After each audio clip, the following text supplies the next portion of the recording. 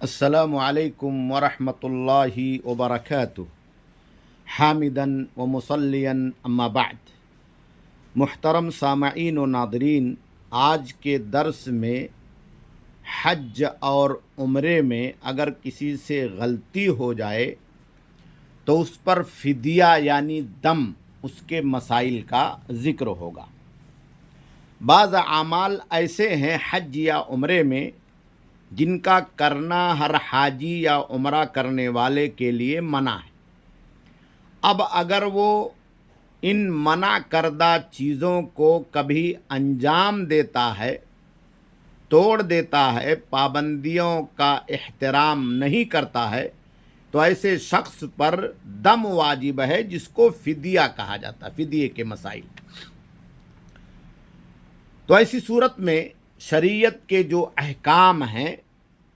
اس کی 3 قسمیں ہیں۔ ممنوعات احرام، احرام کی پابندیوں کے خلاف اگر کوئی جاتا ہے تو اس کی 3 شکلیں ہیں جس پر فدیہ لگے گا یا نہیں لگے گا۔ پہلی شکل یہ ہے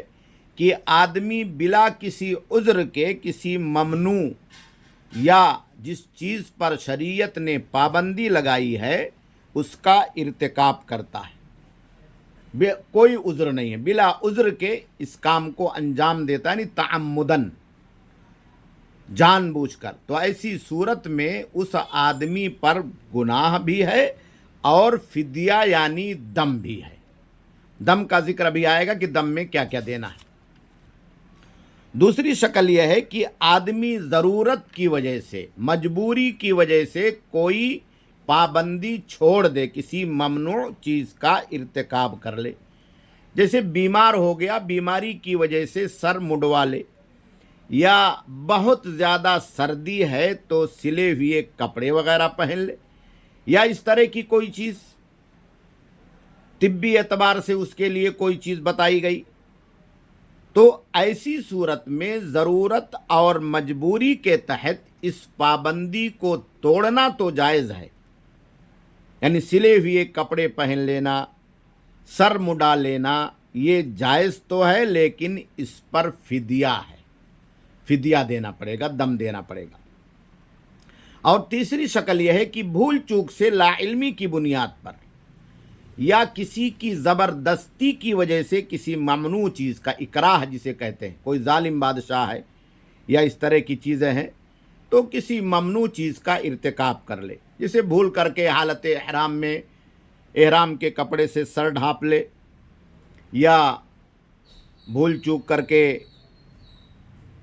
کوئی سلا ہوا کپڑا پہن لے، جان نہ پائے، پھر اسے یاد آئے کہ میں تو حالت احرام میں ہوں، یا اس طرح کی چیزیں۔ تو ایسی صورت میں اس پر نہ کوئی گناہ ہے اور نہ کوئی فدیہ ہے، بھول چوک معاف ہے، جیسا کہ قرآن میں بھی ذکر ہے۔ تو یہ 3 شکلیں۔ اب 2 آدمی جان بوجھ کر کوئی کسی ممنوع کا ارتکاب کرتا ہے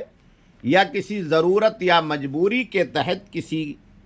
ممنوع چیز کا ارتکاب کرتا ہے تو اس پر فدیہ ہے،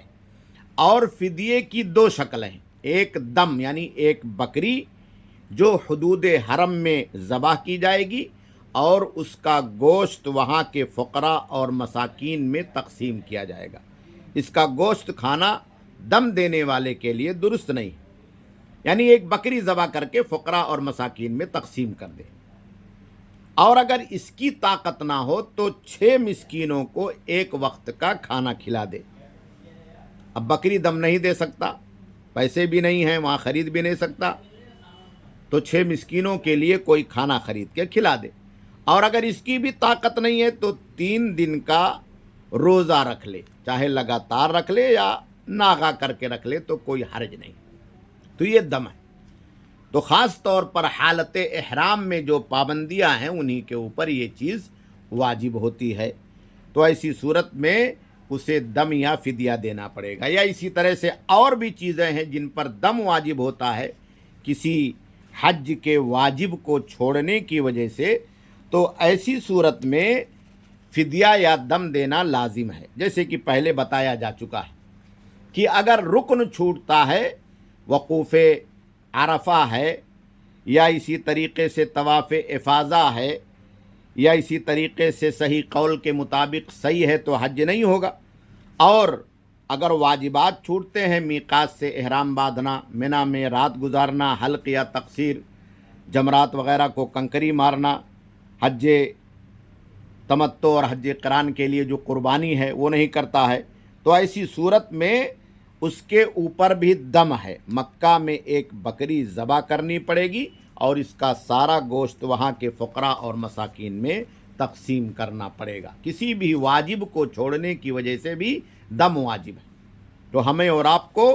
بہت ہی احتیاط کے ساتھ حالت احرام میں رہنا ہے، حاجی اور معتمر کو، اور اس کی پابندیوں کو